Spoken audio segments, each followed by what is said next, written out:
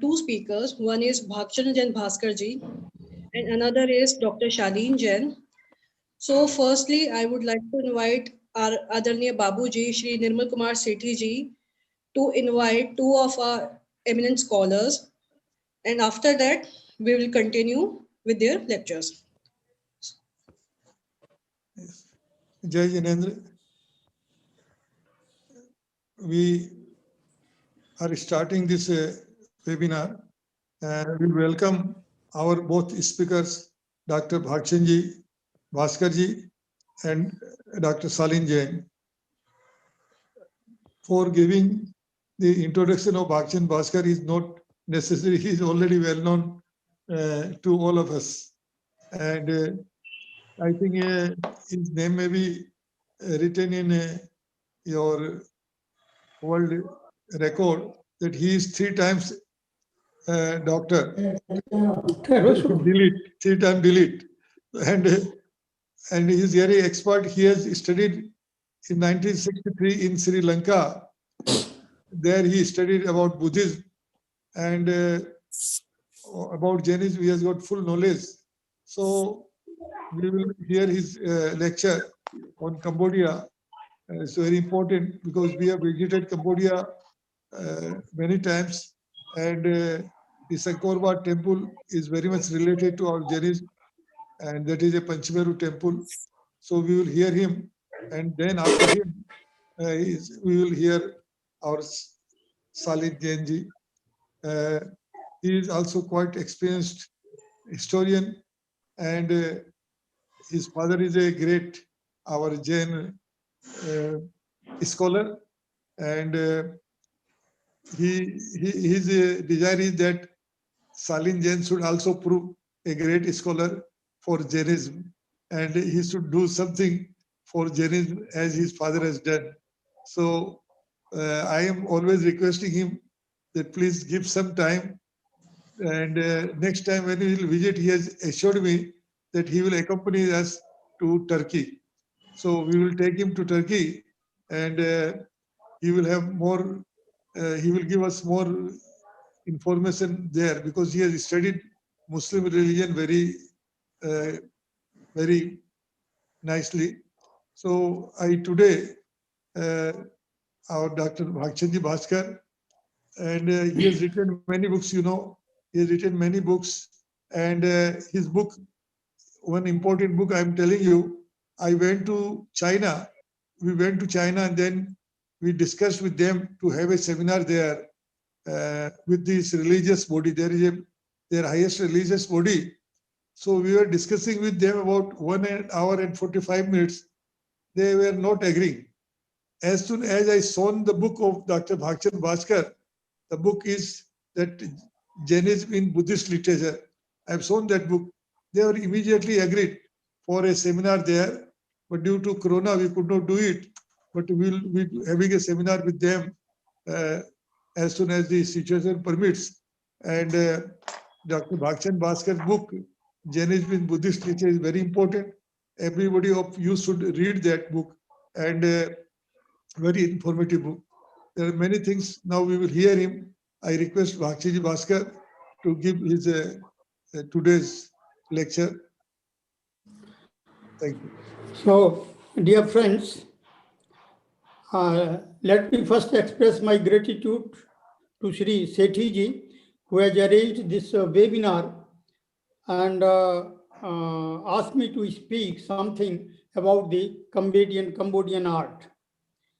Now, I kept my caption of lecture, the Cambodian architecture in Jain perspective.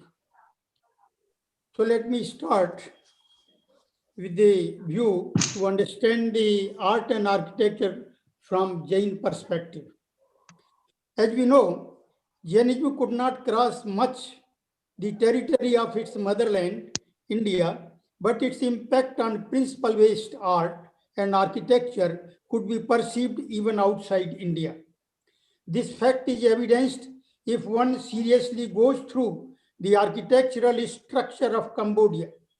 The main object of the present paper is to highlight the essential characteristics of Cambodian architecture in Jain perspective and point out to observe the silent features thereof.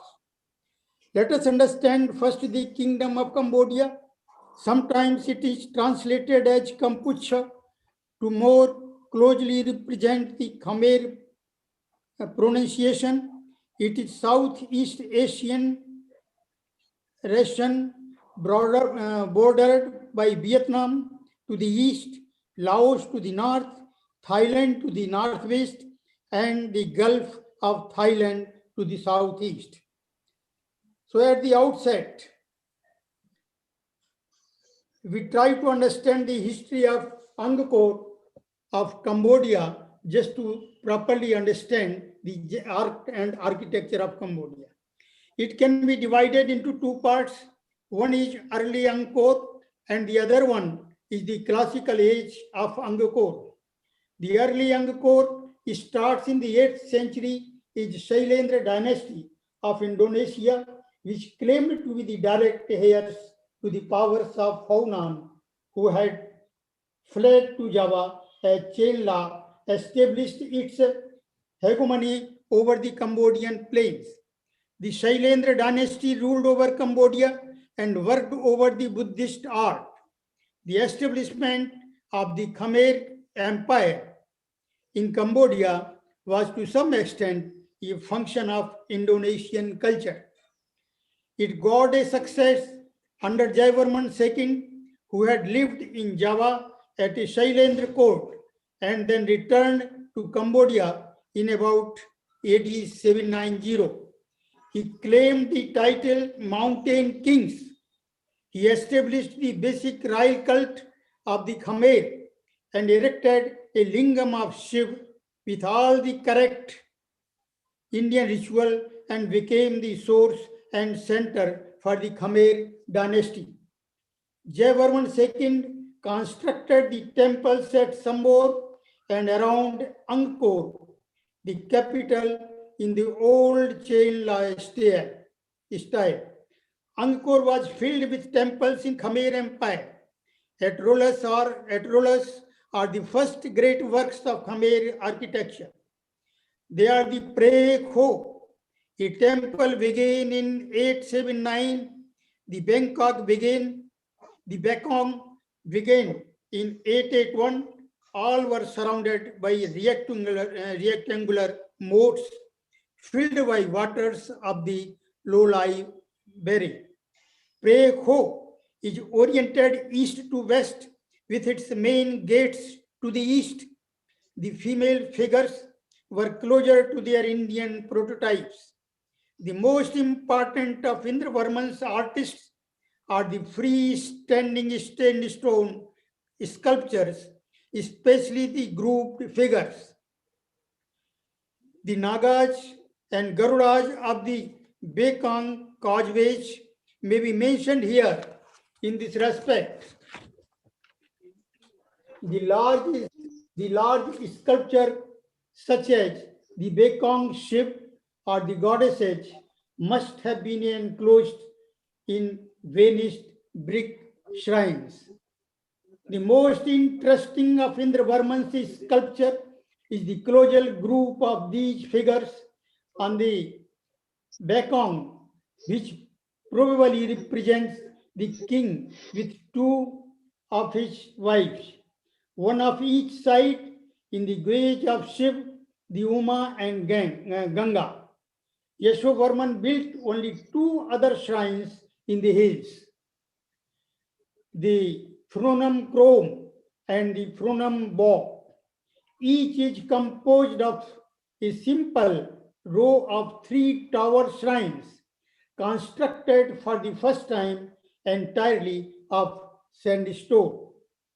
The Bekong is clearly a descendant of the Bekong, and as such, it is understandable that it should have a symbolic representation of the universe somewhat on the lines of Borobudur. Altogether, there are 108 towers set around the central tower.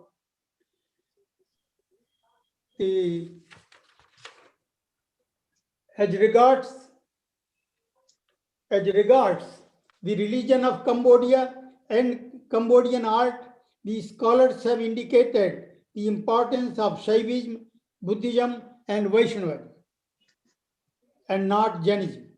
I have tried here my level best to reveal the fact that Jainism has also its place in the history of Cambodia and its art and architecture. The word Jin used in the inscriptions of Cambodia may be related to Jainism.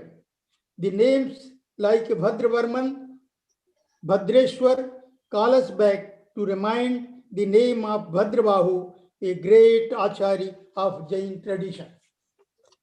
The classical age of Angkor commences in the first decade of the 11th century, when the Khmer Empire was taken over by Ashurpa Suryavarman I, who died in 1050 AD, who may have originated in the Malayan provinces of the empire. He adopted the Vedic cult of his predecessors, holding himself a representative of Shiva. He was rather more generous, and as a result, he encouraged the growth of Mahayana Buddhism in the country. This is the reason why Buddhist sculpture appeared quite frequently in and around Angkor Wat and Angkor Thom. The chief work of Suryavarman's reign was the temple mountain Ta Keo. Udayaditya Varman II followed the tradition which seems to have compelled ambitious Khmer kings to try to build their own temple mountains vaster than those of their predecessors. The great invasion made by Chan people destroyed the city of Angkor and ruined many of its monuments. The main sources for the subject matter are the Mahabharata and Ramayana, as well as legends of Vishnu and his incarnation and Krishna. The Mahabharata and Ramayana, as we know, the story has some sort of impact of Jain Ramayana as it revealed by the Jain literature. The Apsaras got an interesting place in Cambodian art. They are virtually indistinguishable one from another and stand in postures only slightly varied at the angles of buildings, by windows framed in decoration. They appear to represent the Khmerian female beauty. They wear elaborated clothing, jewelry, hairdressing, and side locks of the hair. Some apsaras were ornate and jeweled crowns. The role of the apsaras in Jain tradition too is made to distract the sages from their penances. The Indra used them for making this role through showing their beauties so that the sages could be attracted and unsettled with the view that they should not be in position to take his place.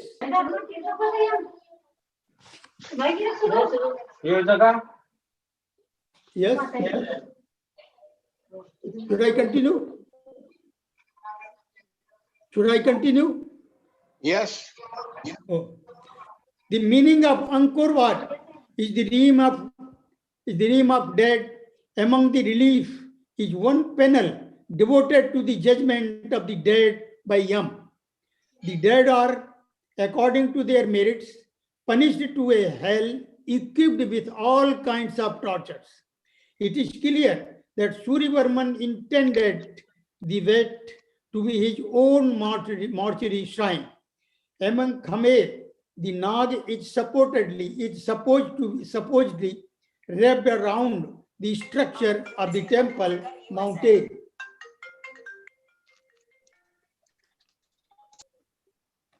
Sorry.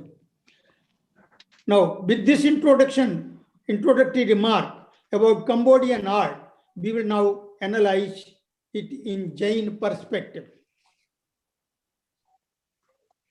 One thing I forgot to give you the impression. Among the Khmer is the Nag. It's supposedly wrapped around the structure of the temple mountain. Jayavarman's temple mountain is identified with Meru. Likewise, Nag was imagined to symbolize the rainbow, the bridge of heaven. We know that what is the place of Meru in Jain tradition. Now, with this introductory remark about Cambodian art, let us understand the Cambodian art from Jain perspective. It appears that the first contact between Cambodia and India were made in the Kushan period. The Kanishka Empire gave a new impetus to the spread of Indian culture. The Ashokan efforts were confined to his neighboring countries, while the Kushan Empire not only enlarged the avenues for such contacts, but also supported them from all respects, including trade, which opened to the seagoing merchants. The Kushan Mathura inspired sculptures have been found in Nepal, but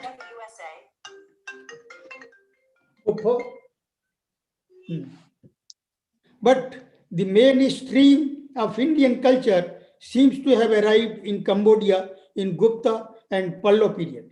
The figures of human beings in niches on the Cambodian temples may be related to Mathura Yakshij of the Kushan period. It is the fact that Mathura during the 1st century AD has been a prominent Jain center for art and architecture. It is said that an Indian Brahman Kaundinya landed in Funan or Cambodia in the 1st century AD from a merchant vessel, married there a princess Soma, and so became master of the country. The charm inscription mentions the name Nagini in place of Soma. The name Nag is applied in India both to races and to half human, half serpentine beings who inhabit the waters, are guardians of treasure, are renowned for their beauty, and are first inhabitants of the country. Now, Nag is related to Mahavir, Arshnath, Mahavir, Buddha, Vishnu, and other spiritual leaders. The Kaudin Soma story is probably of Indian origin, where the Palwas are derived from the union of Chol king with Nagini. It may be mentioned here that the Harivansh Purana of Jain tradition, this is very much important from Jain point of view. It may be mentioned here that the Harivansh Purana of Jain tradition mentions that Kaudin Brahman with his 500 disciples reached the Mahavir Samvasarana and became his follower. This is 268-60. तुम क्या शांति से खा नहीं सकती हो क्या प्रतीक्षा? इतना उठबट करती हो?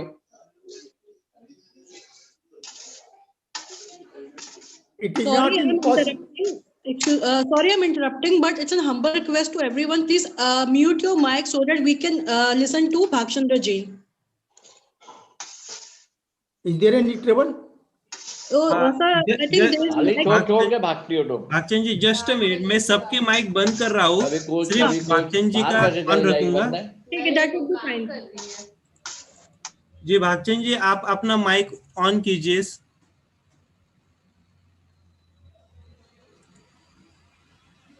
Unmute your mic. Yes yes हो गया। Yes it's all right. Yes yes आपका और जोगश्री मैम इन दोनों का ही माइक ऑन रहेगा, बाकी सबके बंद रहेंगे। Now should I continue? Yes sir. या now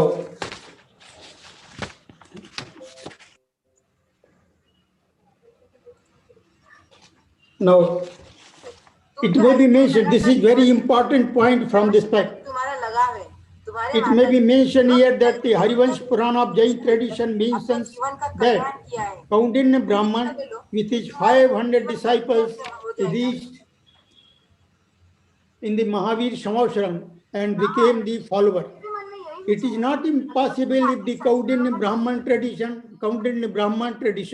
is somehow or other correlated with Kaundinya Brahman legend of Cambodia. According to the Harivansh Puran, Soma was the daughter of Som Sharma. Some disturbances are there. Yes, अभी भी किसी को mic on है, I guess. करने के लिए यानी जैनेश्वरी दीक्षा के लिए मुझे आज नारियल चढ़ाया है क्या? नहीं, ये नहीं हो सकता महाराज जी। किसी के बैकग्राउंड में टीवी ऑन है, प्लीज अपना आप म्यूट कर दीजिए। कोई नहीं है, मेरी माँ को मुझसे दूर मत करो। देखो हर्षा, उनकी उम्र हो गई है, उन्होंने अपने सारे दायित्व पूरे कर लिए हैं। Should I stop? No, sir. Just a second, sir. Okay. Sir, you continue. You please continue, sir. Okay. So now it is not impossible if the Kaundinya Brahman tradition is somehow or other correlated with Kaundinya Brahman legend of Cambodia. According to the Harivansh Puran, this is very, very much important. According to the Harivansh Puran 6017-18, Soma was the daughter of Som Sharma. Here Kaundinya Brahman may have been referred to as Som Sharma Brahman, the follower of Jainism and one of Nemi Vidyadharaj. That is Harivansh Puran 22 chapter. Now it appears that the first emigration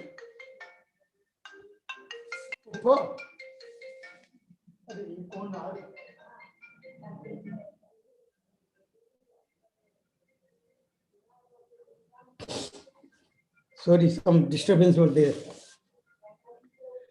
Now, it appears that the first emigration from India to Funan took place in the 1st century with Kaundinya as the leader, belonging to the lineage of earlier Kaundinya. The legend may also be related to Pallav court, which mentions the marriage of Kaundinya with the Nagini Soma, that is Harivansh Puran of Jinsen. Now, here the Jain legend says that the Kaundinya Brahman went to pay a visit to Tirthankar Mahavir in his Samvasaran along with his 500 disciples and then became a follower of Mahavir. That is occurred in Harivansh Puran, chapter 2. If this version is accepted, the whole story becomes correlated with Jainism, and Cambodia becomes a part of Jain culture. It is said that Kambuj kings are descended from the sage Kambu Swayambhava, that is in Valmiki Ramayana. They used the Shakshambat in the Pallav region. Moreover, Kaundinya became so much influential personality that Jaivarman, whose family name is Chio Chenju, is called a descendant of Kaundinya. Sea routes between India and Cambodia was in existence during the 2nd century AD. There are so many legends of the Nagi connected with Pallav dynasty. Accordingly, Nag plays an important role in the social and architectural aspects of Cambodia. Nag clan is supposed to be a Jain clan. There was a Nag Jain sage who was one of the erudite of 11 Angaj that is occurred in Harivansh Puran, 1st chapter. Andhra Satvahan kings are related to Nagvansh. That means Nagvansh belonging to Bratya Kshatriyas. That means Jainas. Now, during this period, King Nahpan or Narvahan became Jain monk and got the fame by the name Bhutbali. the author of the Shatkhandagam, the most famous Prakrit Jain text. The early inscriptions of Funan, the alphabet, lodge of architect Pallav or pre-Pallav type called Bengi by Karn and other scholars. It seems it would have been introduced from an old capital established between Krishna and Godavari rivers, the well-known province of Jain culture. Sixth, the sculptures of Cambodia bears very close affinity to the Gupta period during the 5th century. There is no Gandhara influence. It is very, very much closely related to rock-cut Buddhas in the Ajanta cave and some Gupta types from Sarnath, Varanasi, a center for Jain culture. Seventh, the suffix Varman for the king's name as early as the 4th or 5th century AD. It was in common use among the Pallavas. It is possible in this connection for Kaudinya to have had his name Kaudinya Varman or Kaudinya Varman. If so, the Acharya Kund of Jain tradition would have been associated with Pallav dynasty. The Pallavas also used Indo-Aryan Prakrit and Sanskrit languages instead Dravidian languages in their copper plate grants. Jainacharyas used both these languages in their literary works. The name Kaudinya may be related to Acharya Kund of Jainas, as I have already spoke. Now, Kaudinya of Jainas, who composed the Pravrit Traya, we know it very well, to a Pallav king, Shiv Kumar or Shivaskanda Varman of Kanchipuram in the 1st century AD. Acharya Kund hails from Kondkundo Nagar and got the name of Kundkundo as mentioned in the Jain inscriptions number 40 as follows in a Shuman Bilkul inscription. Tasyanvaye bhu vidite babhuvo ya padmanan nandi prathama vidhanah Shri Kondkundadi munishvrit khyas satya samadhi with karanardidi. Now, Acharya Kund was a Brahman by caste. Therefore, it may be assumed that Kund Brahman and Acharya Kund and a Kaundinya Brahman and Acharya Kund may be one and the same personalities of Pallav period. If so, then Cambodia appears to have a close relation with Jain culture. In this regard, it may be then established that Kaudinya or Kundkundo would have reached from South India to Cambodia in the 1st century AD during the Pallav period and not from the west as assumed by French scholar P. Pilliard. He would have preached Jainism, he means Kundkundo. Acharya Kund would have preached Jainism in Cambodia. In due course of time, it would have been diminished by the kings of Cambodia. The Cambodian architecture has got a rich influence of Jain art and architecture. Now, Cambodia is more related to Pallav dynasty. You might be knowing it's very clear that Acharya Kund belongs to that Pallav dynasty. Cambodia is more related to Pallav dynasty. In India, the Pallav dynasty starts with Kanchipuram in 2nd century AD, which happened to be a prime city of Jain culture. It is said that a son of Kilak Varman was married with the Nag princess of Manipallav country. This Manipallav may be the early name of Cambodia. Another possibility is that Kilak Varman Chol may be the early name of sage a Kambu Swambhav. According to Baksei Chamkrong inscription, Angkor, dated 947 AD, all the Kambuj kings are descended from the sage Kambu Swambhav. Dr. Majumdar says that Kambu Swambhav story was also current in the Pallav country. 10th, It appears that Tamil kings were the worshipper of Nagas. The representative of Satvahanas were the Nag kings. All the Nag kings established a fundamental group which became very powerful at the time in the 1st century AD. In the 2nd century AD, the Tendai Mandalam became an independent from Chol kingdom.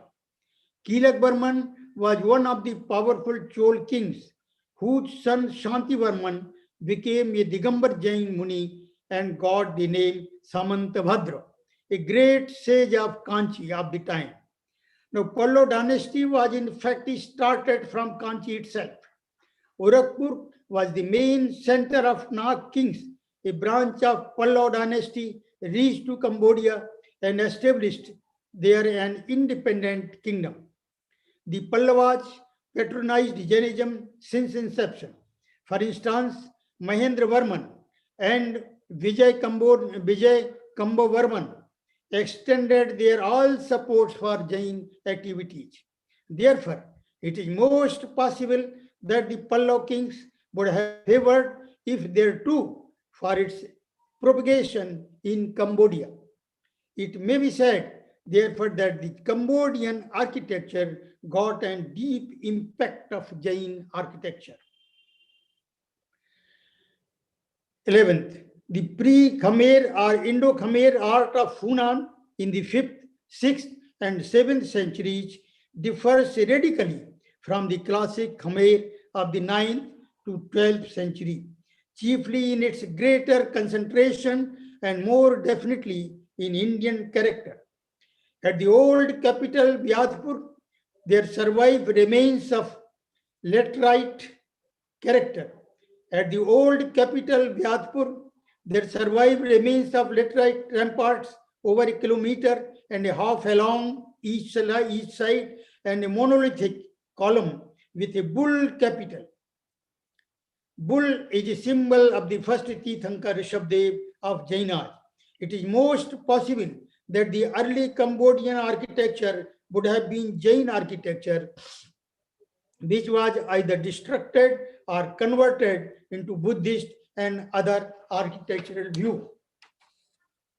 12th, Percy Brown, in its Indian architecture, categorized Cambodian architecture as early period, that means 580 to 800 AD, and classical period 800 to 1250 AD. As discussed by L.K. Long about the arrangement of buildings and temples during pre-Khmer period, the columns and lintels played a special role. The former were nearly always circular, but turned to be octagonal about the end of the period.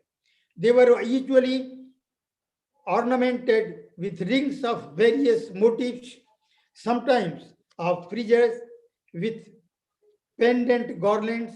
The number of rings increased about the end of the classical period and height of the plain band dismissed. The rings were decorated with geometric design or flower. Henry Morchel says that the square columns disappeared about the end of the 9th century.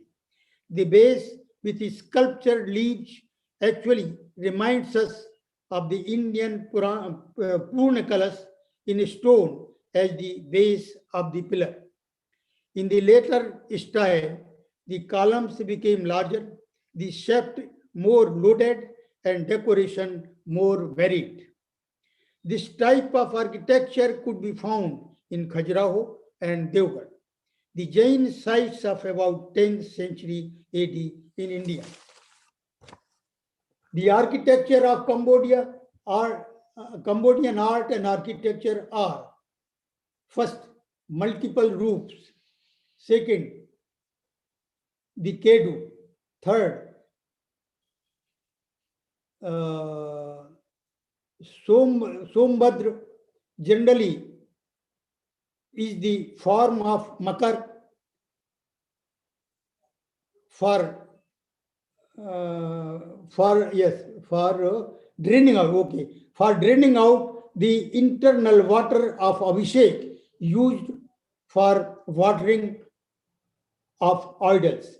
Fourth, mandap, a pavilion in bricks as a stone to provide a shelter above the image within the temple. These characteristics are found in Jain art and architecture also, particularly that Makar decoration.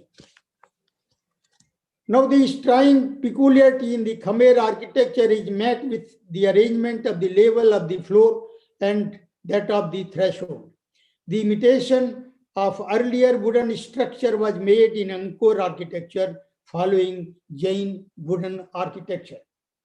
The pre-Khmer sanctuary usually has only one door and has no windows.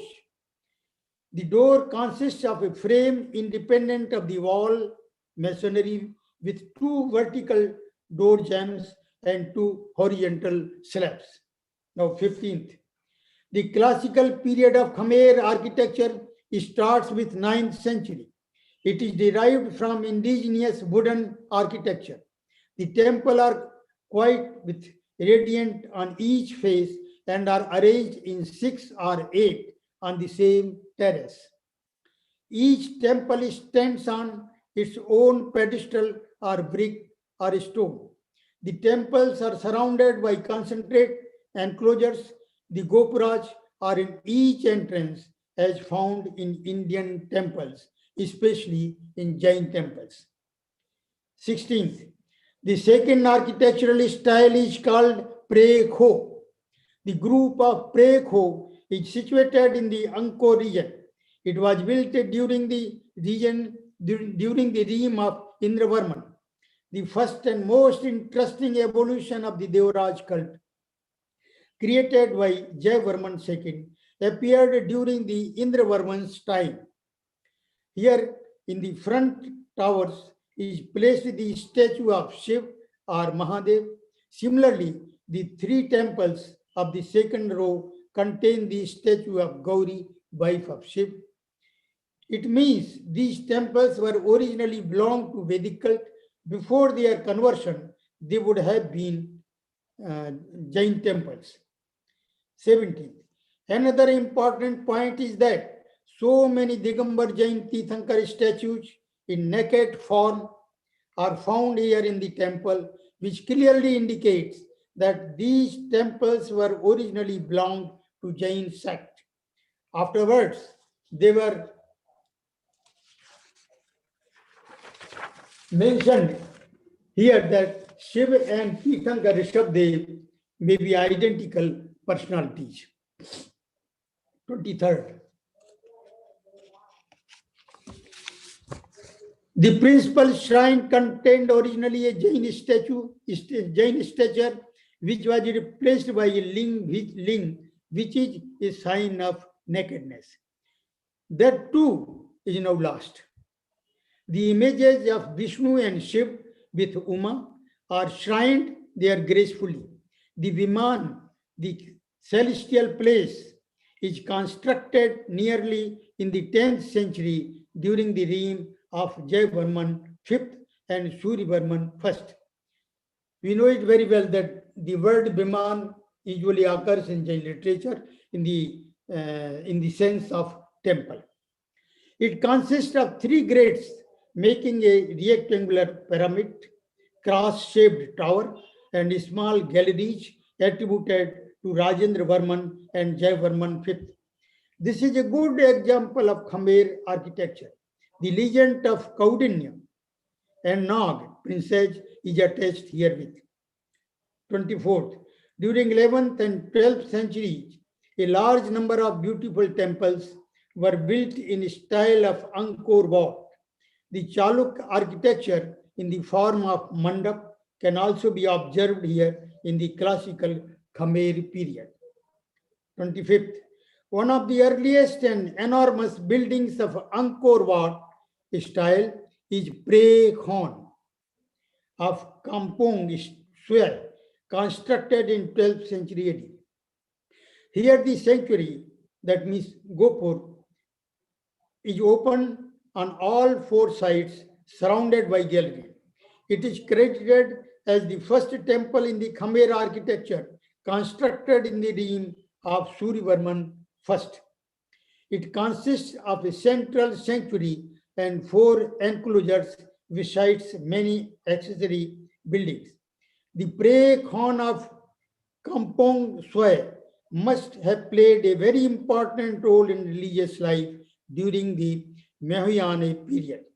The best places of sculpture here are the lintels, frontons, antifixage of the Nag, balustrades.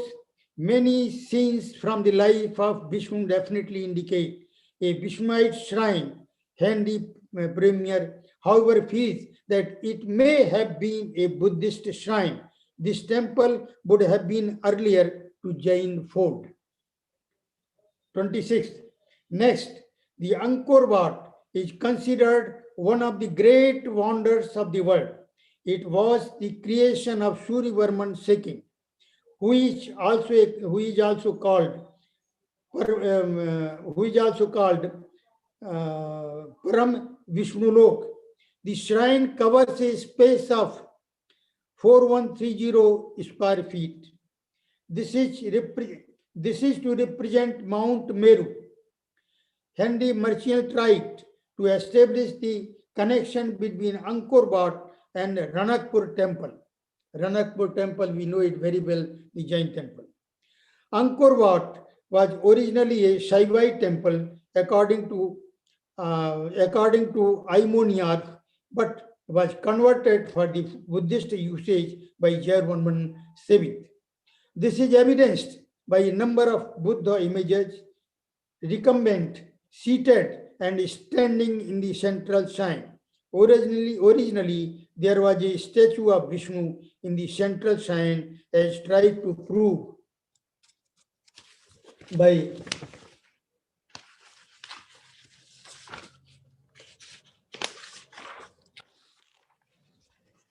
Koiraj. It may have the opinion this would have been basically a temple dedicated to Tirthankar Rishabdev. 27. The last phase of the classical Khmer art is called the flamboyant or Baroque phase by Percy Brown. It features the style of Bhuyan, which covers the period from the second half of the 12th century and the 13th century. Of this period, there are so many temples and buildings which are constructed stage by stage. Of these, the Pre Khan Angkor is first to be mentioned, which shelters the royal sword. Here, several statues of the Buddha have been discovered. There are two enclosures, 55 by 60 and 175 by 200 meters. 28. The next to Pre Khan, there is an artificial lake called the Brewery of Pre Khan, called Jaitatak, dedicated to first the Buddha and then to Lokeshwar. Its dimensions are 900 by 3700 meters. This probably occurred at the time that Mahayana Buddhism was prosperous in Cambodia. 29. Out of the most beautiful small shrines in Cambodia, there is the little shrine on an artificial land is called Neek Peen, Nag Bandh or Serpentine. With a small lake in its four directions, the presence of four animal heads of a bull, a lion, an elephant, and horse at the four sides of basin is very significant. All these four animals, they have their own places in our Jain tradition. Now, a big hole through the mouth of these animals serves the purpose of letting out the water from the basin to infuse with the water of the artificial lake. Scholars are interpreted in different ways. In my opinion, these animals are closely related to Jain symbols along with the Parnala, as we know it, Parnala. 38th, the wooden architecture was well developed in the area. 31, the pre-Khmer Brahmanical art is presented in the Harihar of Prasad Ande. 32, purely Indian art in Cambodian disappears just at the time when permanent building materials, which are quite exceptional before the classical period, are first found. 33, sometimes it becomes rather more difficult to make a distinction between Jain and Buddhist statues. It is not impossible if such statues belong to Jain folk. If Kautinya Brahman is accepted as a Acharya Kundo, the Pallava dynasty appears to be more favorable to Jainism, and then the impact of Jain art and architecture on Cambodian history, art and architecture could be well understood.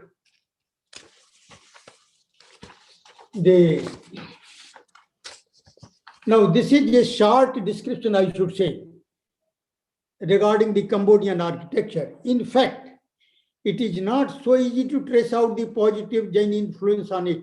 But since it is Indian-based architecture and belonging to Pallava dynasty related to Kund, it may have some impact of Jainism and its art and architecture, which would have been destroyed by Vedikas and Buddhists as well. The Cambodian inscriptions are mostly in Sanskrit.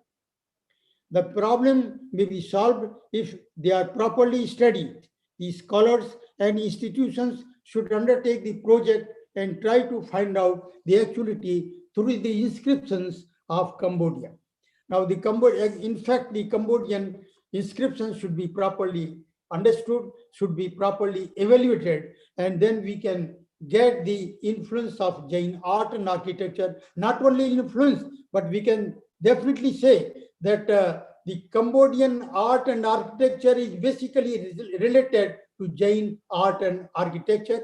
With this view, I should leave the discuss, and let us, if you have any questions, then we can consider and discuss the matter in detail.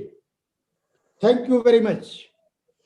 Thank you so much, Bhagchan ji, for throwing the light on the art and architecture of Cambodian temple, and especially how it is interlinked with different religion. Whether it's you have talked about Jainism, Hinduism, how everything is interlinked, and it has been shown there in the Cambodian art. So we are very fortunate to listen to your talk, sir. If anyone have any questions, so they can ask. Any questions? Now, one thing, as regards the Apsaras, we know it very well, the tradition of Apsaras are occurred in Jain art and architecture. Now, I got a picture, you just see. I don't know whether you can see it. Yeah. Now just see this. This is the picture. The Apsara. Very beautiful. Very beautiful. Yes, it is. And likewise, I give you another. And you might have seen the Apsaras in Shingle art and architecture. Now this is the picture of Apsaras we get in Singal, Sri Lanka. Sri Lanka. Yeah. So so many architectural findings are found in the Cambodian art and architecture, and they should be properly understood. They should be properly studied in Jain art and architecture perspective. So any questions? Bhakshanji, Yeah, I have a question. yeah, That this Angkor Wat temple yeah. is known as a Panchmeru temple also in our Jain. We worship Uh, Panchmeru because there are 5 Merus, and in each Meru there is 16 images of Tirthankara. So that is 80. So we always pray this Panchmeru Puja. Mostly in our Stanika Parv today, we had a puja of Panchmeru. Actually, Yes. I should say that the word Panchmeru we are not finding in Cambodian art and architecture or inscriptions, what I could understand. But definitely we can point out that they may be related with Panchmeru tradition of Jainas. Undoubtedly, we can say that, but we are expected to put forth the theory before the scholars with all the evidences. Actually, we require the depth study, deep study of these inscriptions and Cambodian art as well. Definitely, we can find out the Panchmeru concept in Cambodian art and architecture. Our BL Sethi is here. Mr. BL Sethi, are you hearing?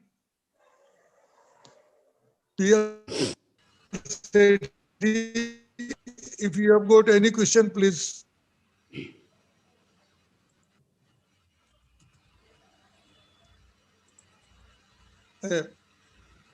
और BL Sethi को unmute करो. BL Sethi.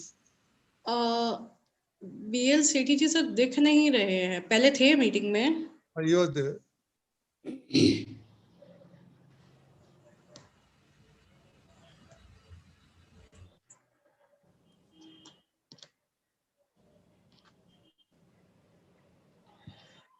I think he has left the meeting.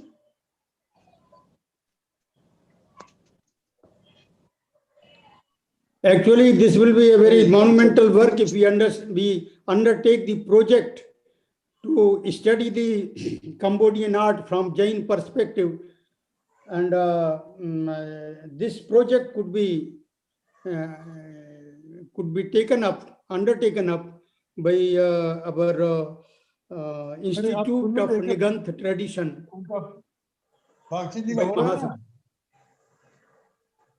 आपने question इस पे नहीं किया, question करो.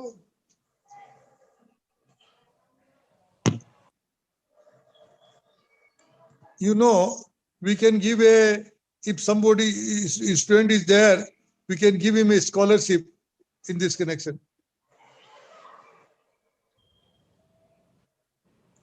Actually, one is supposed to stay there for about a month or so, and he should be well versed in Jain and Buddhist art and architecture and history. And then we can undertake the project, and definitely we shall be having a good result of that project. Hurricane tour doesn't solve any purpose, in fact. Any other questions?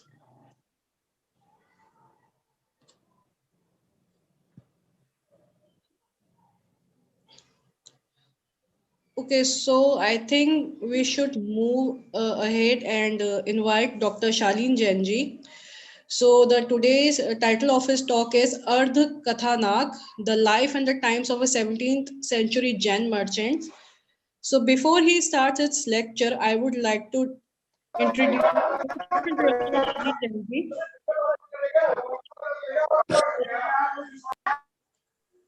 Professor Dr. Shaleen Jain is presently working as an associate professor in medieval Indian history at the Department of History, University of Delhi.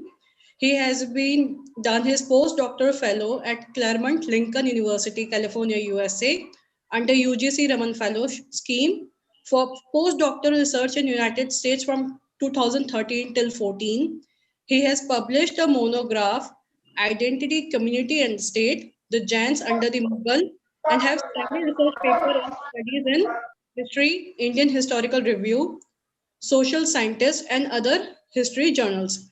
His two research papers have been awarded Professor J.S. Grewal Prize for the best research paper in the medieval Indian history by the Indian History Congress. His research interest includes social and religious history of medieval India, identity formation, environment, and society. So I would like to invite Mr. Dr. Shalin Jainji. Over to you, sir. Thank you very much. I would just start with by just offering my thanks to All India Digambar Committee, especially to Sethi sir, who has been quite persistent enough and always purposely pushing me that I must do something. To look at something specific on Jainism. I do promise her that I will do it, but it would take some time for me. You know it very well. But again, I would say I'm thankful to you and also to Jokshri. The title of my talk today happens to be Ardha Kathanak, the life and times of a 17th century Jain text. I hope most of us have heard about Ardha Kathanak. I'll speak about it. It's basically a 17th century text written by a Jain commoner. So I'll first start with my basic premise for taking up this particular text, Ardha Kathanak, happens to be, because today I would just like to show how the Jain community during the medieval period, particularly in the northwestern region of India, the community formation, the Jain community formation took place, how the reproduction of the Jain community through certain rituals, uh, through certain acts, through certain sites like the Sanghayatras, temple building activities, consecration of the idols. It is well reflected through this particular text, Ardha Kathanak. And not only this text very emphatically also shows the influence and the presence of the Jain community during the medieval period in this particular region. So I start with, I have opted for an autobiography, Ardha Kathanak by Banarsidas, that was written in 1641 AD in Jaunpur. The author of Ardha Kathanak, Banarsidas, was a Jain merchant, an insignificant man, a family history of modest family, unconnected with court intrigues and the political battles. The text Ardha Kathanak, it throws a new insight pertaining to the lives and times of a Jain individual, his community and society.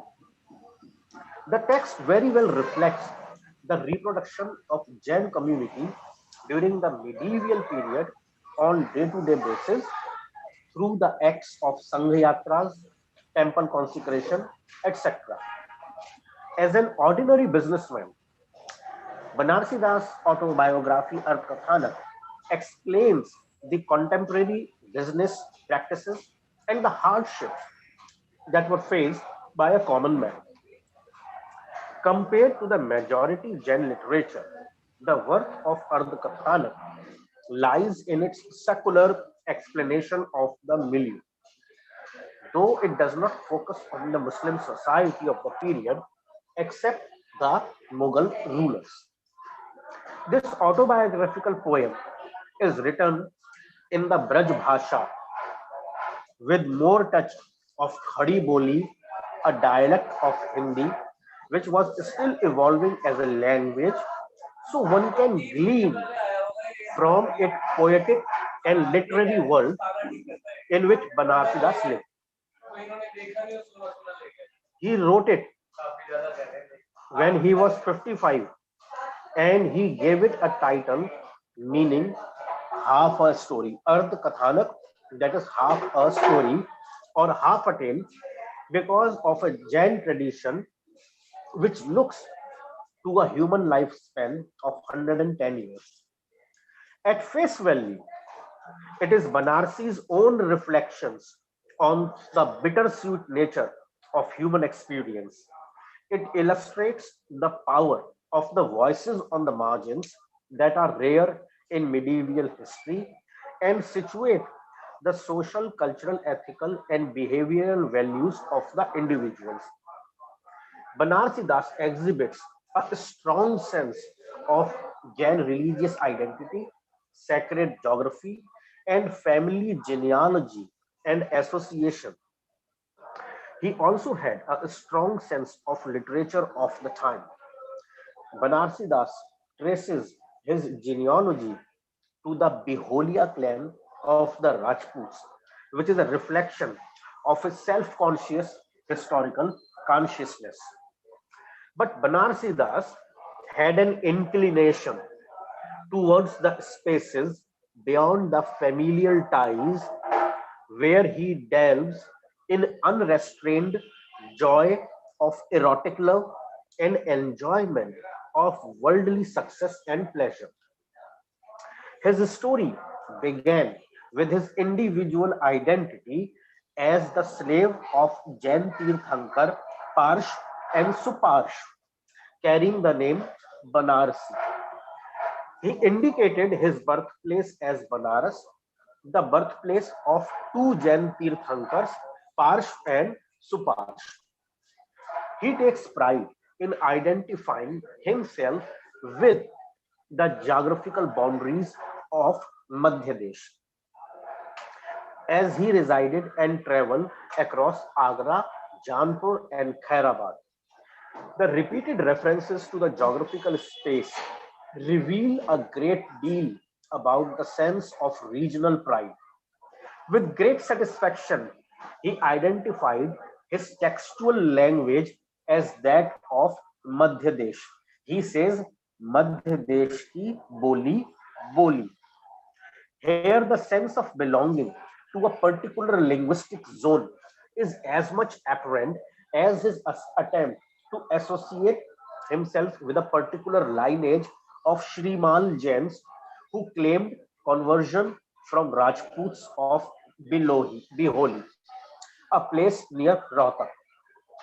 These claims are signifiers of multipolar identity, drawing legitimacy from various sources of social existence. Banarsi Das again asserts his identity while summing his text. He says, नगर आगरा में बसे जैन धर्म श्रीमाल बनारसी बिहोलिया आध्यात्म रिसाल. That is, his sense of belonging to the geo-social world of Jain Shrimal clan of Agra, Banarsi Biholia by name, and an Adhyatmi by conviction. आपके यहाँ बहुत हल्ला हो रहा है. सर मेरे आज एक प्रॉब्लम हो रही है. सर एक प्रॉब्लम है, आज मेरा इंटरनेट काम नहीं कर रहा है, तो मेरे को अपने घर के बाहर पोर्च में बैठना पड़ रहा है. I am so sorry about that. I know this thing. So please, I hope you understand this thing.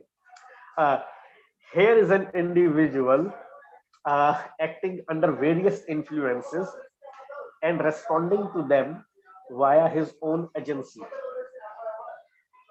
While talking about a complex personality like Banarsi Das, one requires to situate the medieval worldview of Jains vis-a-vis their religious morality. The 5 Jain vows, Anuvrat, Ahimsa, Satya, Asteya, Brahmacharya, and Aparigraha, known as Anuvrat, are meant for householders with certain beliefs. The Jain worldview also claimed that work was the key to success and that a true man was always willing to work hard. Leisure was distrusted because they believed that it perpetuated laziness. A man who indulged himself in leisure was not considered a true man, for a true man denied himself the pleasure to practice self-denial.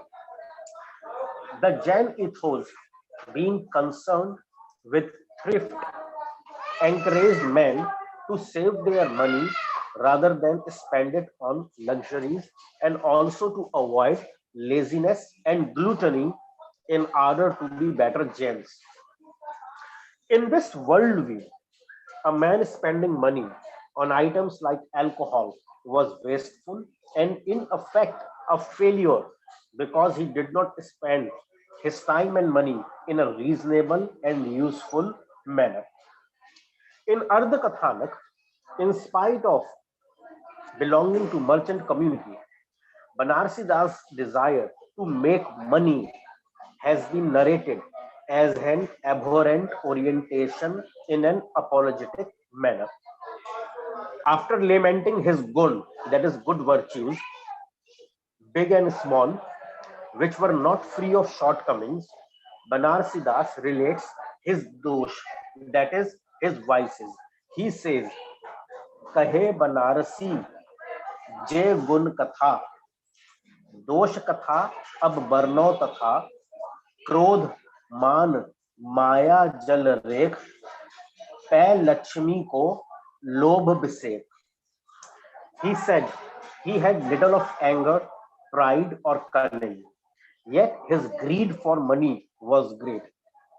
Banarsi Das was well trained in Jain religious communities' philosophy, rituals and ceremonies.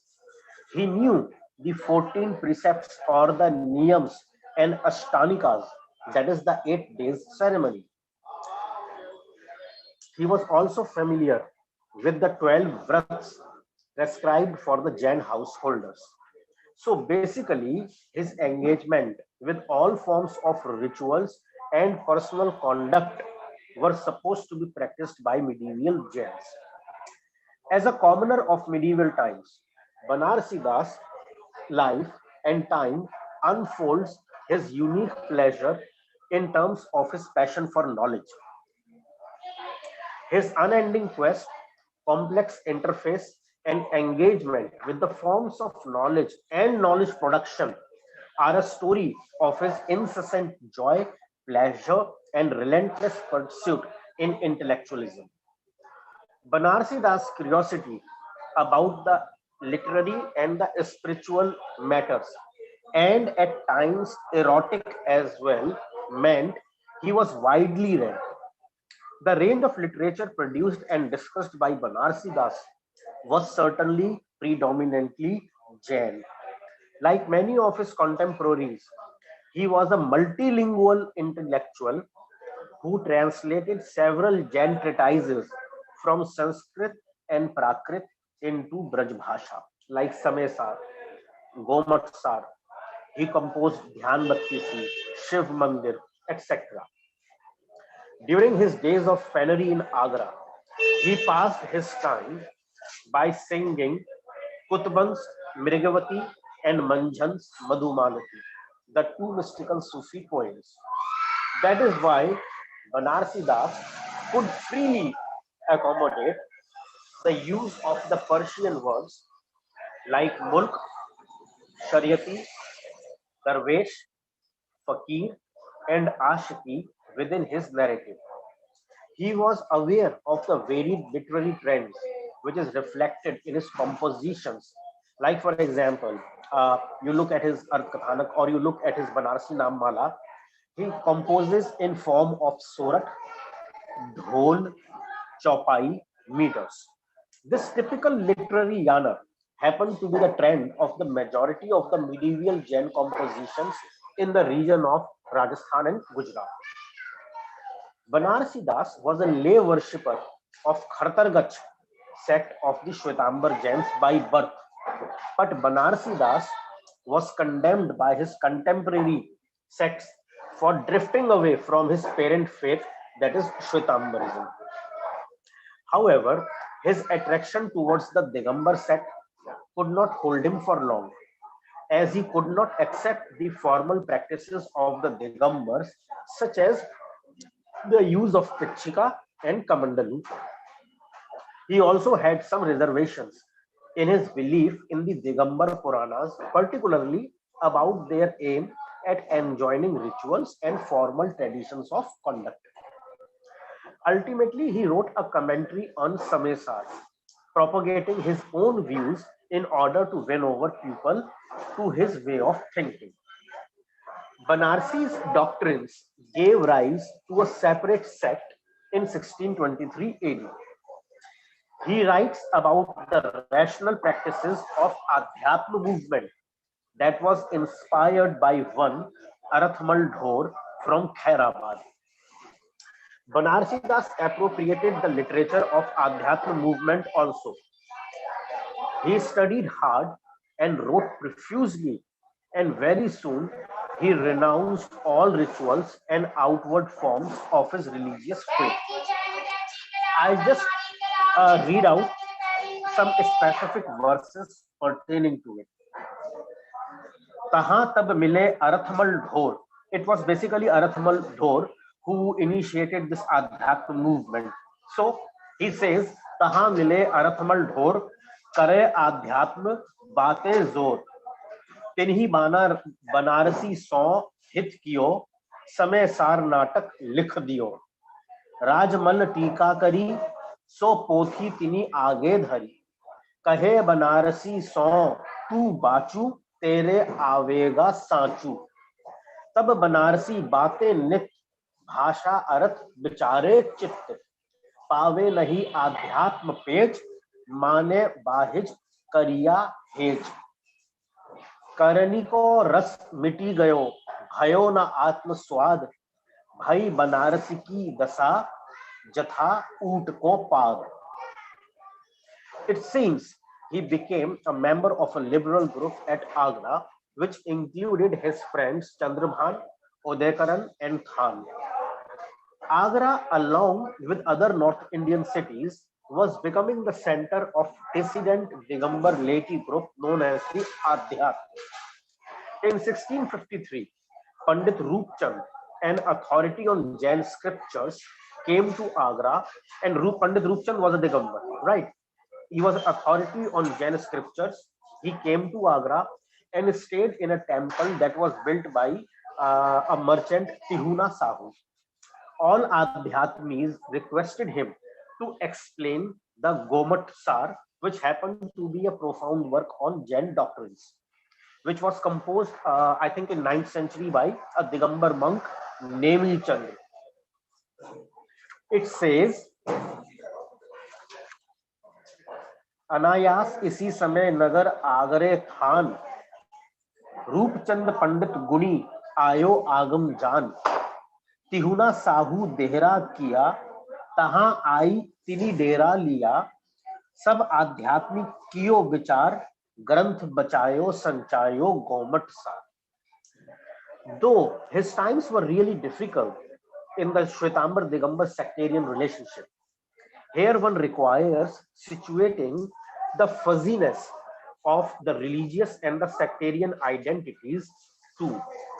Identity segregation was not so important in case of Jains as it had been made in the last 2 or 3 centuries. Thus, father of Banarsi Das, Khadak Sen, who himself was a Khattargarh Shwetambar Jain, went on to pilgrimage to Samet Shikhar with a Digambar Jain Rai Dhanda. Banarsi Das and his friends had to face lot of criticism from the Jain community, which he himself acknowledged. In Jaunpur, Banarsi Das had to face the elders of his community who censured him and advised him to mend his ways. And he writes what he was censured by the elders of the community. Bahut pade baban aru bhat, banik putra to baithe haat. Bahut pade to mange bheek, manhu poot bade ki seek. Persuade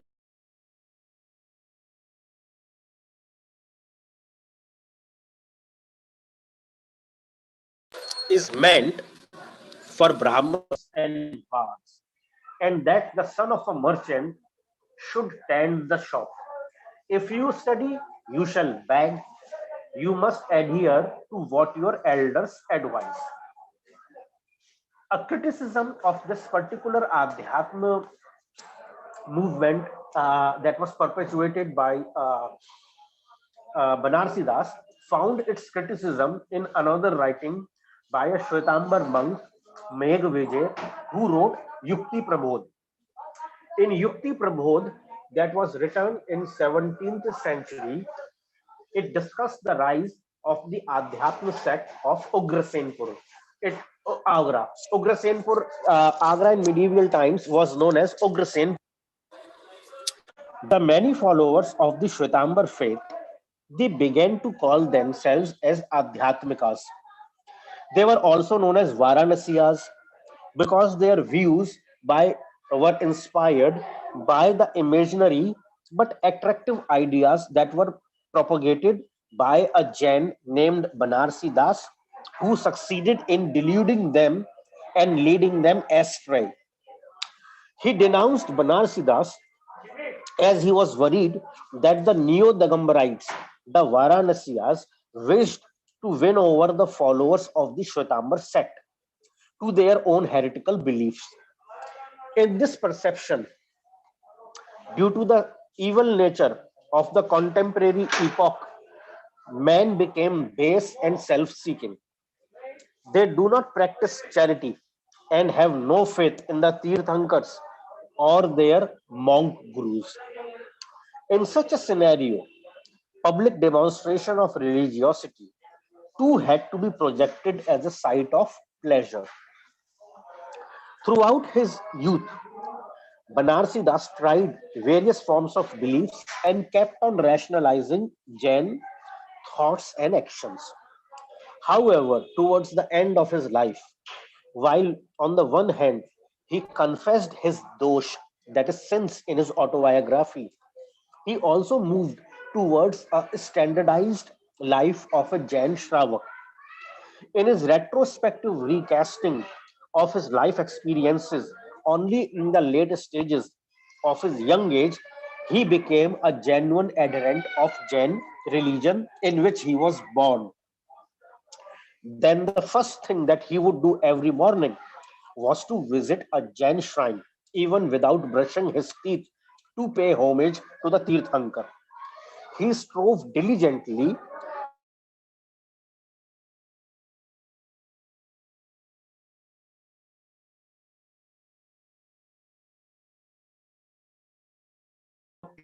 prescribed rules, penances for expiration of his sins, and set religiously for the enjoined Samaika meditations, which have been designed to instill an attitude of detachment towards the world, eh, towards the world in a man. He gave up eating green vegetables, for these are forbidden to a Jain, and took over a vow never to touch brinjals, bangan, and other prohibited food for the rest of his life. For 8 days in a year, he observed the special ritual of paying homage to Tirthankars, singing hymns to their glory, and imploring them for grace and mercy. After breaking all the norms of the faith, gradually he projects himself as a true devout, faithful Jain, spending hours listening to the glory of religion. I shall now relate about the reproduction of Jain community through the various acts like of Sangyatras or the temple construction. In medieval India, the Jains cared deeply for their temple buildings. Constructing temples, engagement with pilgrimage centers and Sangyatras were the ways to achieve good karma, and the Jain temples are found in huge concentration. In fact, organizing pilgrimages, visiting centers of pilgrimage, and temple building activities were invariably interconnected. Through them, the individual became part of the Jain community, organizing pilgrimages and patronizing the places of pilgrimage as well as pilgrims might have been related to the process of gaining such leadership. Pilgrimage, however, was not just a religious activity at the call of a community leader. Community mobilization for the Sangha Yatra gave them an upper hand in the community affairs in the given localities.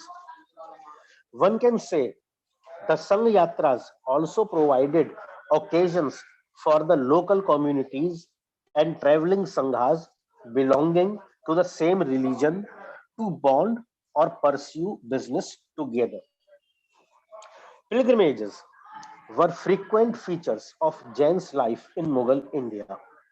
Khadak Sen, father of Banarsidas, accompanied a large group of Jains under the leadership of Rai Dhanna.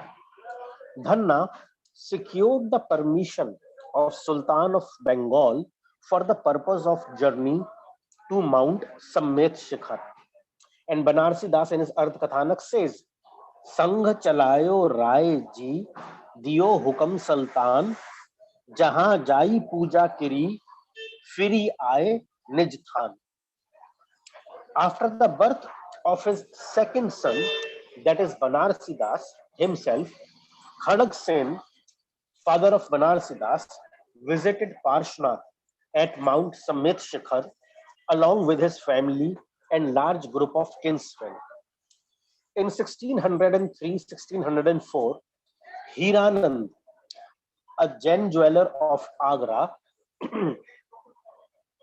belonging to the Oswal community, took out a pilgrimage from Prayag, that is modern day Allahabad, to Sammet Shikhar. Hiranand was a representative.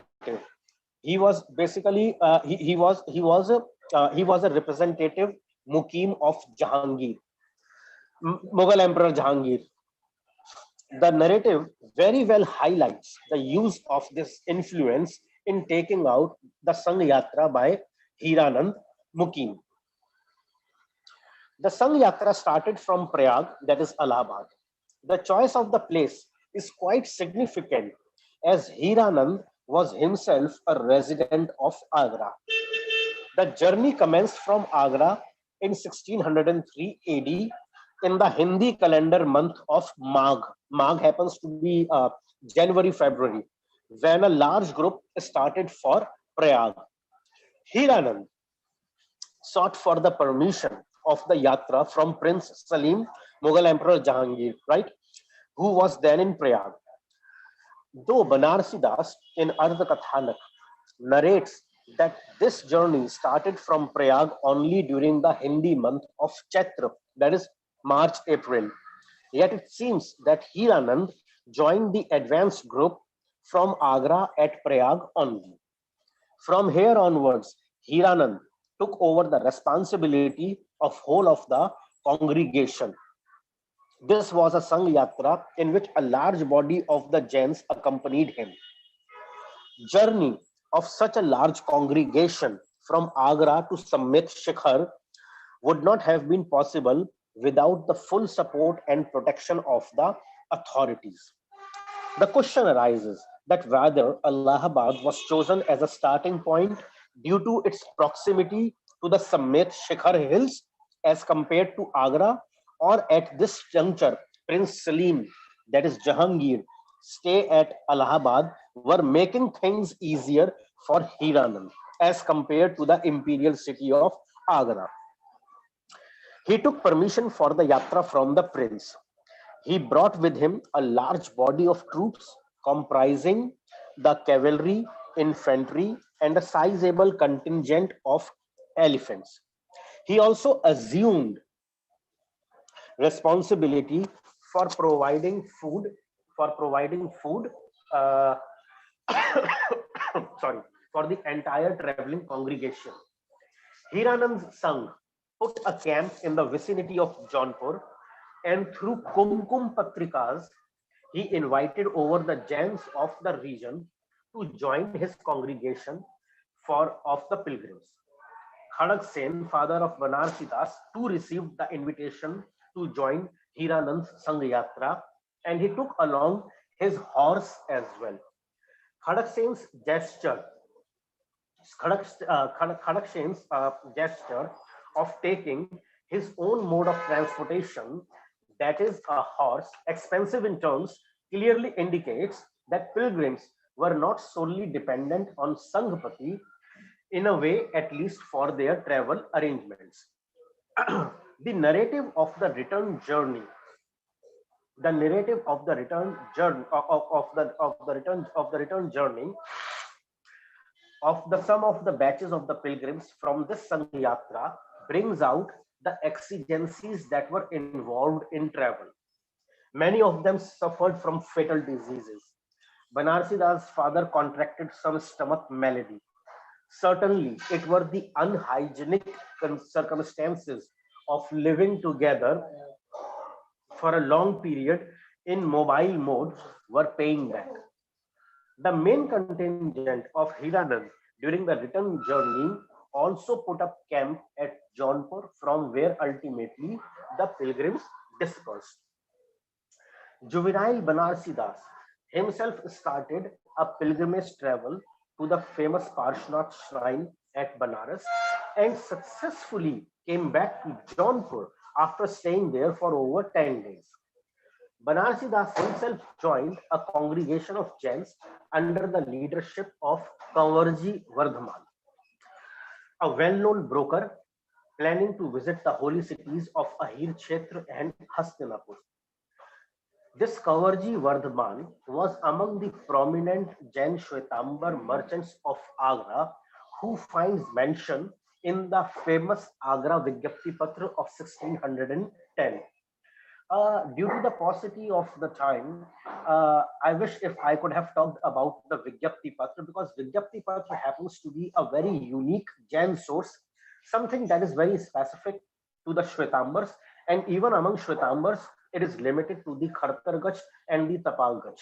But anyhow, I won't be discussing about Vigyapti Patra, but all these merchants that I'm telling you about, they are there very much in Ardh Kathanak, and majority of the merchants who finds mention in Ardh Kathanak also finds their mention in the Vigyapti Patra of Agra as well. Banarsi Das took his mother and wife for this pilgrimage, as well as, again, this time he carried a carriage that was hired as a mode of transport. In return journey, his group camped at Meerut, where Banarsi Das interacted with his maternal relatives. Thus, the pilgrimage was an occasion for renewing the relationships, also as destinations and settlements on the way must be seen, certainly having acquaintance of most of the pilgrims. The narrative of Banarsi Das brings out two important aspects of the medieval social life. Firstly, the communities, they were mobile enough to travel frequently and interact with each other, though the reason could vary from pilgrimage to trade. Secondly, these short-term migratory trends, they were very well protected by the resourceful community leaders. Unlike the congregation of Sanghpati Somji, the congregation of Hiranand and Kanwarji Vardhaman were not patronized by any Jain pontiff. Thus, the company of religious figures was not always necessary for the touring religious congregations, but the patronage of wealthy community leaders was a common factor in all the Sangh Yatras. Thus, even for spiritual and religious experiences of the medieval times, material support of the well-off individuals was very much required. Thus, leaders like leaders like Hiranand Sa and others, they could themselves work as the agency of communication between the community and state. These developments further ensured intra-regional and intra-community as well as inter-regional and inter-community interaction in a big way. The Sanghpati, in his status of negotiator on behalf of his temporarily mobile community, could again earn an image of a leadership personality in the eyes of the communities and localities to be mentioned. I would like to hear code from a 10th century text written by Dhaneshwar Suri, Shatrunjay Mahatmya, emphasizing on the importance of a Sanghpati. It says, Indram Padam Chakri Padam Shalaghyam Punaha Sanghadi Padam Tabhyamah Na Bina Sukriti Karna. That is, the status of Indra and Chakravarti is the best in the world, but the status of a Sanghpati is higher than theirs, which cannot be attained without any good deeds. To be a true Sanghpati, being liberal is not enough. One must embody virtues such as justice, mercy, and self-control. This interaction in the course of pilgrimage would have certainly resulted in formation of longer and durable community networks, trading nexuses, and many other possibilities of image, leadership, and materialistic formations.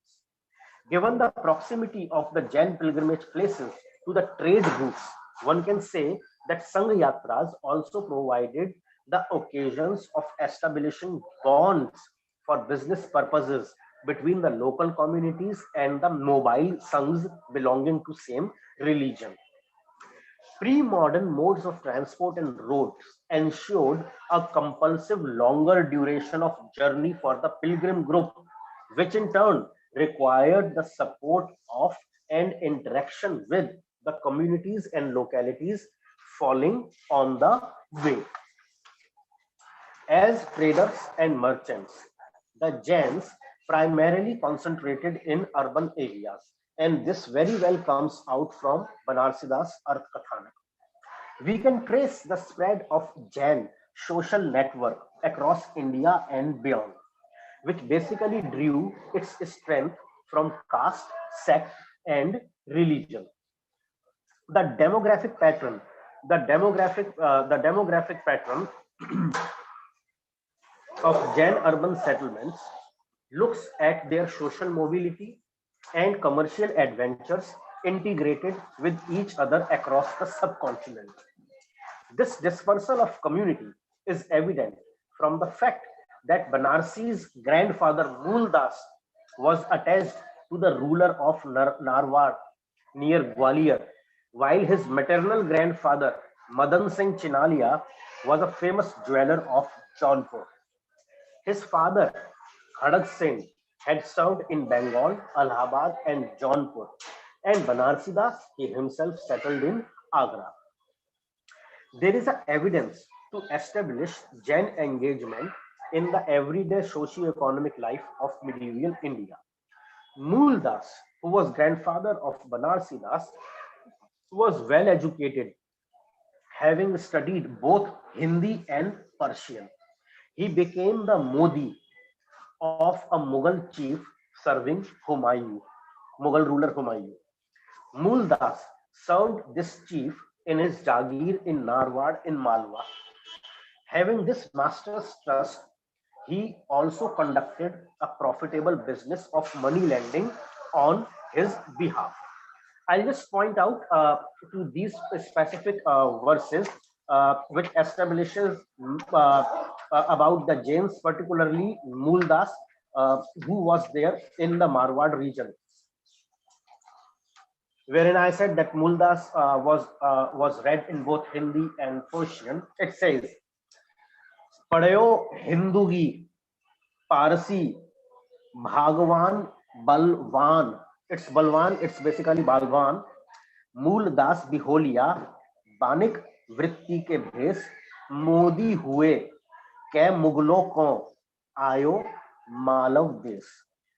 Malav Des परम सुख धाम, नरवर नाम नगर अभिराम, तहां मुगल पाई जागीर, साही हिमायू को बरबीर. Humayu, it refers to Humayu here. मूल दास सौ बहुत कृपाल, करी उचापति सौंपे मान, संबत 16 से जब जान, 8 बरस अधिके परबान. That he was issued a parvana in that particular state for 8 years to conduct his business. In the absence of his father, Banarsi Das tried to earn some money by selling the cawdies.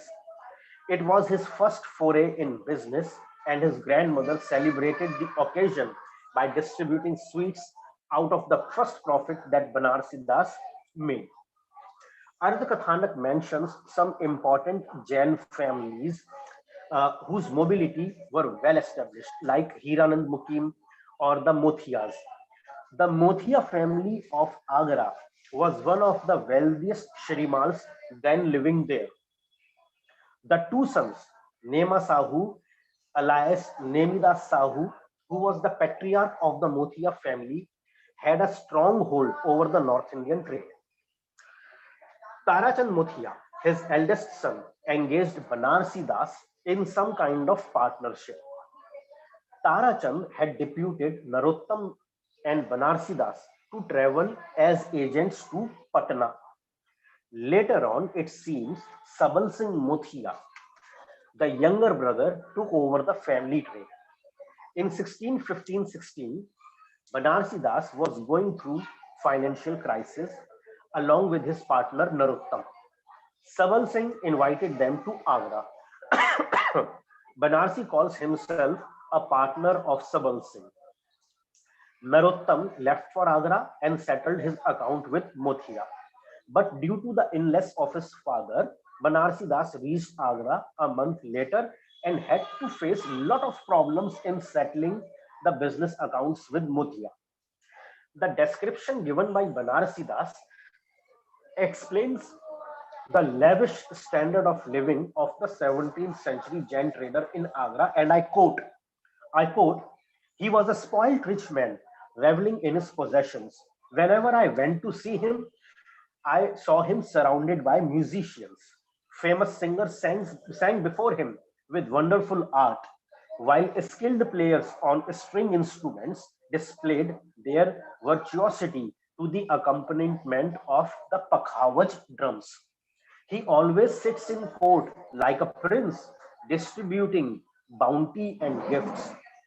Poets, bards, minstrels stood before him, reciting eulogies in his praise. From morning till evening, he was in the midst of a dazzling exhibition of affluence, such as I can find no words to describe. Unquote.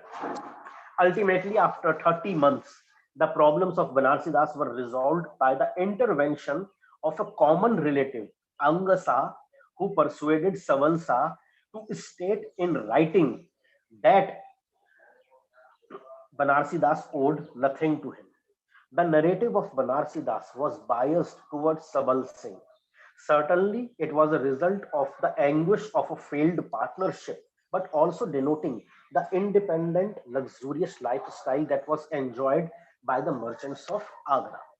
This case highlights the plight of small traders who had to submit to the whims of the rich traders.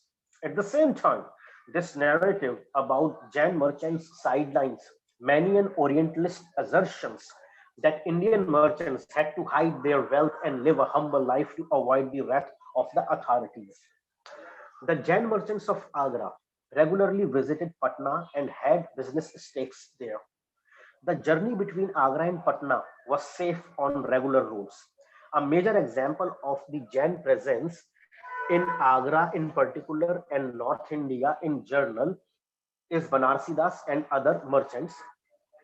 Unstable by nature, Banarsi Das repeatedly failed in his familial business. He engaged in the trade of various items at many places like Banaras, Jaunpur, and Patna, but he could survive his failures solely due to friendship, familial, and the community bonds. The experiences of Banarsi Das underlines the fact that the Jain community at Agra, for all practical purposes, formed a town-based, close-knit nexus, as most of the members of the community were related to each other. His narrative also informs us about the active presence of Jain communities of Shrimal, Oswals, and Agrawal caste in Uttar Pradesh, Bengal, and Bihar. Business settlements or breaking up of partnerships, particularly within the Jain community, were usually fair enough. Banarsi Das broke his partnership with Dharam Das after settling the accounts with his brother Jassu. His partnership with his friend Narottam at Jaunpur was winded up after drawing up proper accounts. Banarsi Das was also called to Agra by Nemi Das, father of his partner Tarachand Muthia, since settling the joint business account was not possible in his absence. But this honesty was limited to kinship and community level only. Even the powerful and wealthy persons like Sabal Singh Muthia, brother of Banarsi's partner Tarachand Muthia, could be prevailed upon by kinship pressures to fulfill the promises and settle accounts. The example clearly established that the Jain merchants were a close-knit community active through the ties of family, friendship, occupation, and religion. The author of Arthakathanak, Banarsi Das, refers to a whole locality at Fatehpur, which consisted exclusively of the Oswal traders, who, as their group designation indicated, originally belonged to a small place in Marwar. According to Banarsi Das, under Diwan Rai Dhanna of Shrimal caste and Simgadha Gotra, 500 Shrimal Jains were serving as Fotedars in the Afghan kingdom of Bengal and Bihar about that time. Banarsi's father Khadak Singh, who belonged to the family of Jain traders, was also serving there during 1963 to 69 as Fotedar of 4 parganas in Bihar under the Diwani of Rai Dhanna. Banarsi, his Arthakathanak witnessed reign of 3 Mughal emperors, Akbar, Jahangir, and Shah Jahan. The imperial Mughals' image was not larger than life only due to the portrayal in the Persian narratives. Rather, there was a mass appeal of the Mughal rulers on the masses, as has been narrated by Banarsi Das, and this can be very well gleaned from Ardhakathanak. When Banarsi Das hurt himself when he heard the news of passing away of Emperor Akbar. इसमें वृतांत ये मिलता है अर्थकथानक में पढ़ने को कि बनारसी दास अपनी पहली मंजिल पे बैठे थे और तभी अकबर बादशाह के ना रहने की खबर आई। बनारसी दास को बहुत झटका लगा और वो सीधे ऊपर से नीचे गिर गए और 4 दिन तक बेहोश रहे। So this shows how important and influential were the Mughal emperors. This shows the imagery that the people were carrying of the Mughals in their mindset.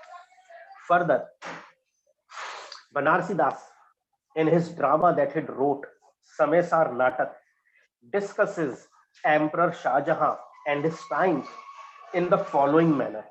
He says, Jaake Raj Suchain Saukino Agam Sar Iti Bhiti Vyape Nahi Ye Unko Upgar. In his regime, the Agam Sar could be produced with calm and comfort without any fear or anxiety.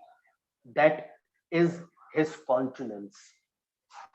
So finally, to conclude, the Ardhakathanak of Banarsi Das, it helps us to map not only the definite and influential presence of the Jains in North India, but it also helps in constructing and looking at the various sites that were essential for the reproduction of Jain community on day-to-day basis in medieval India. Thank you very much. Thanks a lot. Thank you so much, Shaleen sir, for your lecture. And basically, when I read your book almost around 3 or 4 years back, so I came to know exactly the role of Jain community and merchants on Mughal court. So I would like to ask a question to you that when we'll get a chance to read another creation. So currently, are you working on any of your book or anything that we can read in coming years? Hopefully, yes. I'm working nowadays on the networks. Basically, right now, I am much engaged in writing about the Jain intellectual history. Basically, the intellectual networks, the pan-intellectual networks of the Jain community during the medieval period, and obviously its engagement with the authorities. Although they don't speak that much of their direct connection with the authorities, but certainly they were being patronized by the state. But apart from the state, this knowledge production, what I'm saying, that intellectualism of the Jains, it was being also being patronized greatly by the Jain merchants. So right now I'm working on that particular line. Looking forward for your book, sir. Literally looking It won't be book. It won't be a book. There may be 2 articles of that. It takes a lot of time to work on these things otherwise. Okay, sir. Okay. So any other question? Anyone wants to ask any question?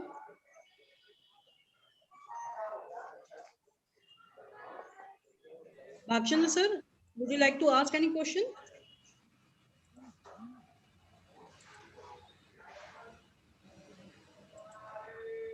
Bhakchandra sir, unmute yourself.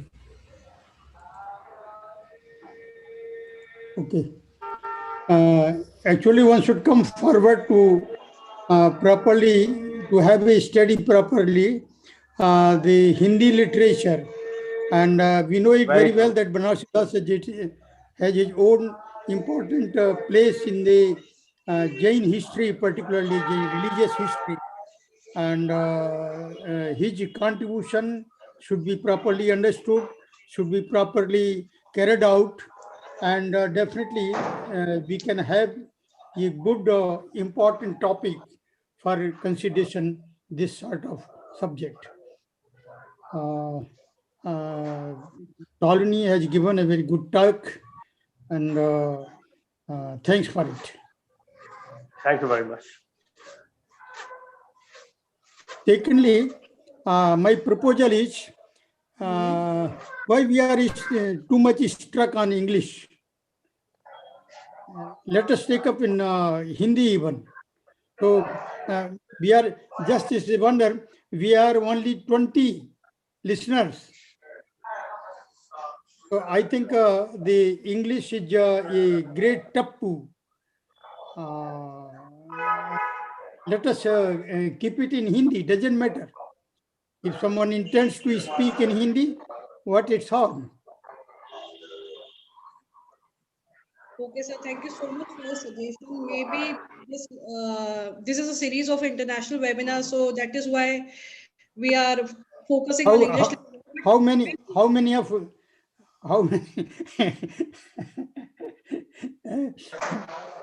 but we will anyway. Hindi scholars from those who are comfortable with This is going to be this is going to be in YouTube. Okay. That's good. Anyway, it's a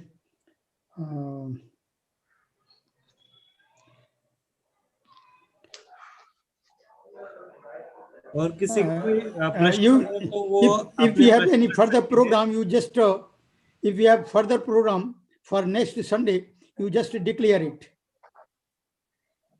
Sir, for next Sunday, it's still under planning. So we will let you know within 1 or 2 days. Okay. Hopefully by Tuesday, we will let you know. And the program is certain.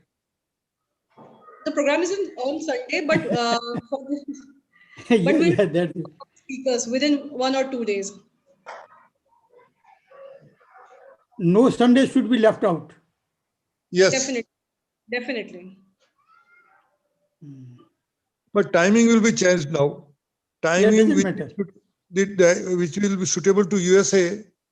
We have to think about it. Yes, that's good. It should be. Or you can consider Pandey. They are doing USA. Their timing is about 5 or 6 o'clock in the evening, I think. We can try it. Anything? Any other question? This program is getting very much Any popularized. discussion? This program is getting very much popularized amongst the scholars. And so let us continue it. Sure, sir. Definitely, sir. So it's all happening because of scholars like you. So you are the people like you who are more knowledgeable and more learned are helping us making this program popular. So the credit goes to the scholars. All the credit goes to Sethi ji. Yes, it is. Undoubtedly.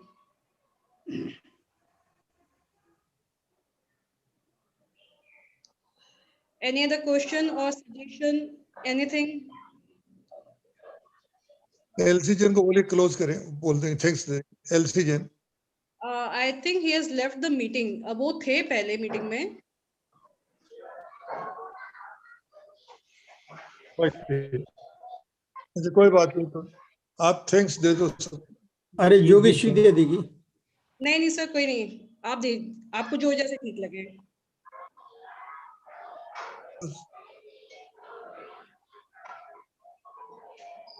Firstly, I would like to thank Bhagchandra ji and Shaleen sir for giving your valuable time, sir. It was totally Thank you very much. to both of you and throwing your light on Jain art and architecture and the life of a Jain merchant. Shaleen Jain, very informative, Shaleen Jain. Yes, it is. People like us who don't know much about it will help us to create our curiosity or interest in such topics. So thank you so much to both of you. Thank you. Thanks a lot. शालीन जी को बहुत-बहुत धन्यवाद. अरे sir आपका धन्यवाद आपने Many बुलाया. thanks to Mr. Shaleen. Very informative, very good. Yes, Shalini, very Thank nice. you very much, sir. It's very informative. Thanks a lot, sir. Definitely, it's a very informative. Thank you. We will take you some in foreign countries so that you can speak about those countries. So you are working on the topic? Thank you. Thank you. Shalini, you are working So on the basically, topic? Sir, I work on the Jain community during the medieval period. And my concentration is during the Mughal period. But basically, I try to bring out the history of the Jain, their culture, their society, their intellectual history. That's my area of specialization. Okay. Very good. Very good topic. Interesting. Yeah. Thank you, sir. Thank you very much. Thank you. Thank you, Jokshri. Thank you, sir. Thank you so much, sir. Thank you so much for joining. Thank you. Okay, Thank so you. leave now and thank you everyone for joining today's meeting. Okay. Thank you. Thank you everyone. Thanks a lot. Thank you. Thank you to everyone.